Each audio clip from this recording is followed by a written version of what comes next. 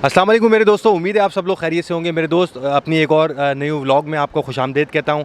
आज एक छोटी सी बैड न्यूज़ आपको सुनाऊंगा। वो बैड न्यूज़ ये है कि सिचुएशन है वीज़ा पॉलिसी की, वो बिल्कुल ज़ीरो जा रही है।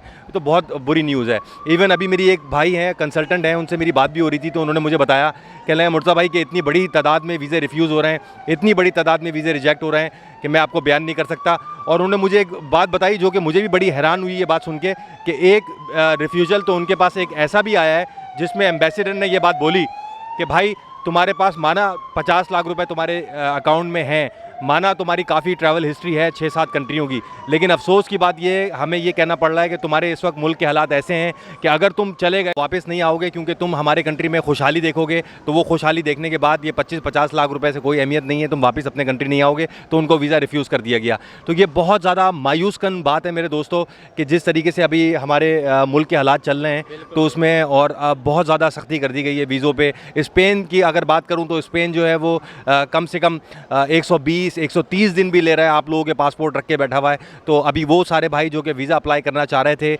किसी भी यूरोपियन कंट्री का, तो ये टाइम उनके लिए ठीक नहीं हो। दूसरा, मैं आप लोगों को एक बात बताऊं मेरे दोस्त, जैसा कि आपको पता है मैं पुर्तगाल में मौजूद हूं, तो एक मेरा बहुत प्यारा भाई मोहम्मद इमरान मुझे यहाँ मिला, तो मेरी इससे सलाम दुआ हुई। तो ये माशाल्लाह टिकटॉकर भी हैं। तो इन्होंने मुझे बताया, मुर्तज़ा भाई कि आप अक्सर वीडियो में अपनी बताते हैं कि पुर्तगाल में नौकरी नहीं है। तो इन्होंने मुझे बोला कि ऐसी ये बात गलत ना करें कि पुर्तगाल में नौकरी नहीं है, लेकिन असल में मसला जो है वो लैंग्वेज का है। तो मैंने इनसे बोला कि प्लीज़ 5 मिनट निकालो और मुझे इस बारे में बताओ। तो ये मान गए और मेरे पास आए इंटरव्यू देने के लिए। अस्सलाम वालेकुम भाई, कैसे हैं आप? वालेकुम सलाम जी भाई, अल्हम्दुलिल्लाह मैं ठीक हूँ। आप सुनाएं, कैसे हैं? ठीक हैं? मैं बिल्कुल ठीक ठाक। भाई मैं ये पूछना चाह रहा था कि आपने मेरी वीडियो देखी थी, उसमें आपने मुझसे बोला कि मुर्तज़ा भाई आप बोलते हैं अक्सर कि पुर्तगाल में नौकरियाँ कम हैं। ये बात गलत है, और पुर्तगाल में हर दुकान पर नौकरी है। तो इसमें कहाँ तक सदाकत है और क्या वजूहात हैं जो लोग नए आते हैं उनको नौकरी नहीं मिलती? भाई सबसे पहले तो आपको पता होना चाहिए ये पुर्तगाल है।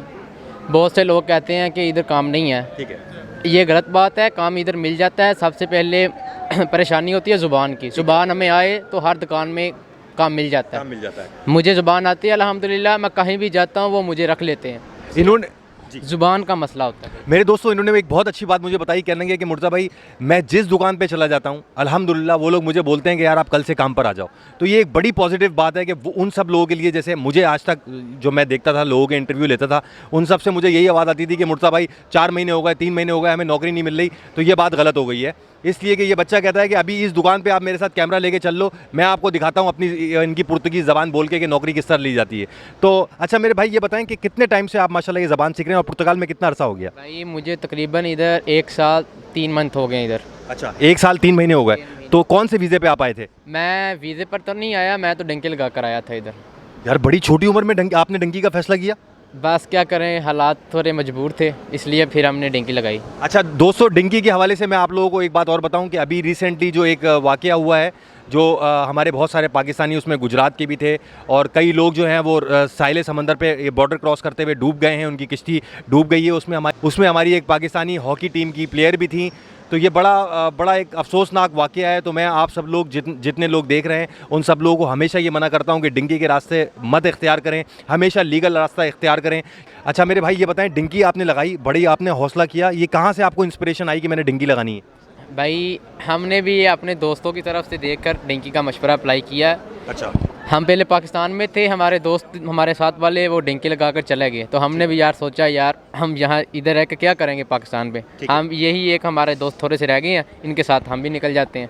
फिर उधर से हमने डिंकी का मशवरा किया तो डिंकी के लिए निकल गए। ठीक है, तो मेरे भाई ये बताएं कि ये डिंकी में आपका खर्चा कितना आया टोटल? वैसे टॉपिक सेट के बात कर रहा हूँ। एग्जाम्पल बताऊँ, छोटी से छोटा खर्चा तकरीबन पुर्तगाल आने तक मेरा तकरीबन 25 से 30 लाख लग गया। 25 से 30 लाख रुपए। क्या आपको पता है अगर आप लीगल आते तो आप 25,000 रुपये में यहाँ पुर्तगाल पहुँच सकते थे? इस चीज़ का हमें मालूम नहीं है भाई, बिल्कुल हम तो डेंगी के रास्ते आए हैं। ठीक है मेरे भाई ये बताएं मुझे कि आपको सवा साल हो गया तकरीबन यहाँ पर आए हुए। ठीक है, सवा साल में आपने आते ही क्या किया? लैंग्वेज ज्वाइन की या पहले नौकरी के पीछे भागे? नहीं, मैं तो नौकरी के पीछे नहीं भागा, मैंने पहले लैंग्वेज सीखने की कोशिश की है। ठीक है, पहले 6 महीने 7 महीने मैंने लैंग्वेज सीखी है इनकी। बाद में जब मुझे लैंग्वेज आने लगी है तो बाद में किसी भी दुकान में मैं चला गया ना, उन लोगों ने मुझे रख लिया आराम सुकून से। ठीक है, अच्छा ये बताएं अकेले आदमी का खर्चा कितना है यहाँ पे? जैसे आपकी उम्र क्या है? छोटे आप माशाल्लाह छोटी उम्र है, 17 साल मेरी उम्र है अभी। ठीक है, तो 17 साल में कोई पेपर वगैरह दिए इन लोगों ने आपको पुर्तगाल? जी अल्हम्दुलिल्लाह हर चीज़ मेरे पास है, किसी चीज़ की कुछ कमी नहीं है मेरे पास। ठीक है, मगर 17 साल वाले लड़कों को क्या पेपर जल्दी दे देते हैं? पेपर ये तो नसीबों की बात है, वैसे आमतौर पर तो टैक्स टारगेट देते हैं, हमारे केस दूसरे थे तो इसलिए मुझे मिल गए, मेरी किस्मत अच्छी थी ये कह सकते हैं, इसलिए मिल गए मुझे। चलें, ज़बरदस्त है। दूसरा मुझे ये बताएं कि ये क्या जो ज़बान आपने सीखी है, ये कितना टाइम लगा आपको ज़बान थोड़ी बहुत आने में?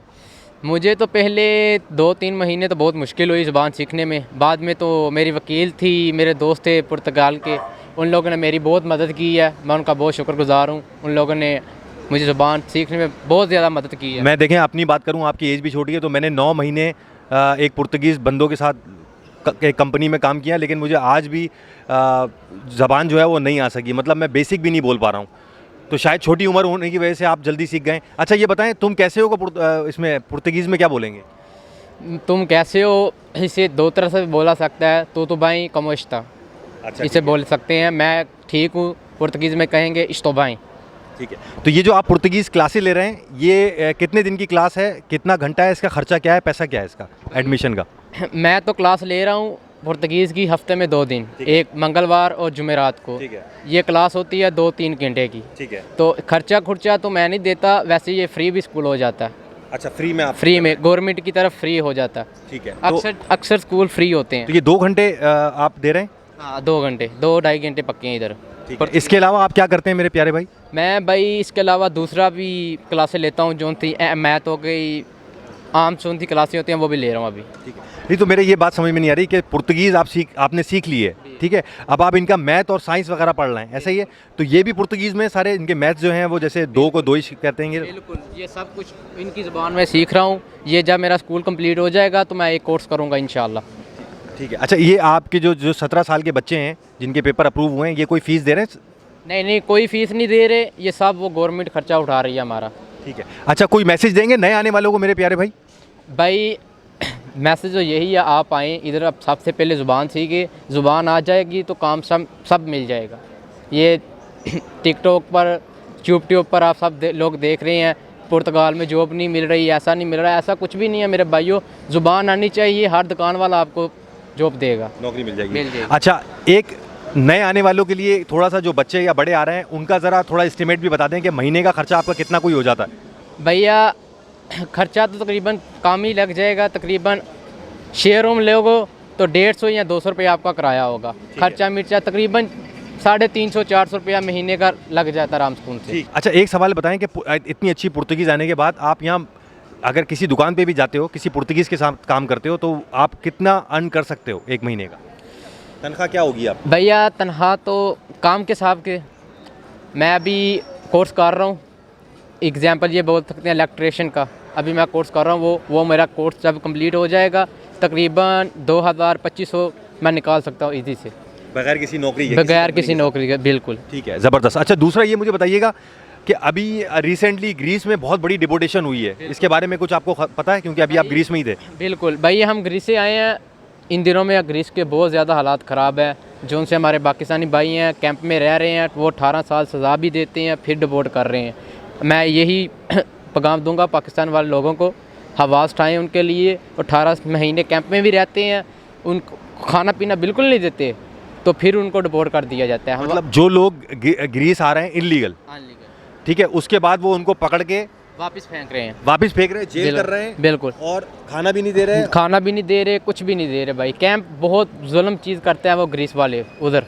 मैं खुद रह कर आया हूँ, मैं जब न्यू में आया था 6 महीने में जेल मैंने खुद काटी है, बाद में फिर मुझे आज़ाद हुआ हूँ, फिर मैंने किसी के आप जैसा एक आदमी मिल गया था, उधर रहा मैं तकरीबन उसके बाद 2-3 महीने उधर, फिर मैंने थोड़ा सा काम किया, तो फिर मैंने मशवरा किया तो आगे चलते हैं, फिर मैंने डेंकी लगाई, फिर मैं इधर आया इटली पर, इटली 2 महीने रहा हूँ, फिर मैं फ्रांस आया 1 महीना रहा हूँ, फिर आया हूँ मैं स्पेन, वहाँ तकरीबन 10 दिन रहा हूँ, बाद में पुर्तगाल में आ गया।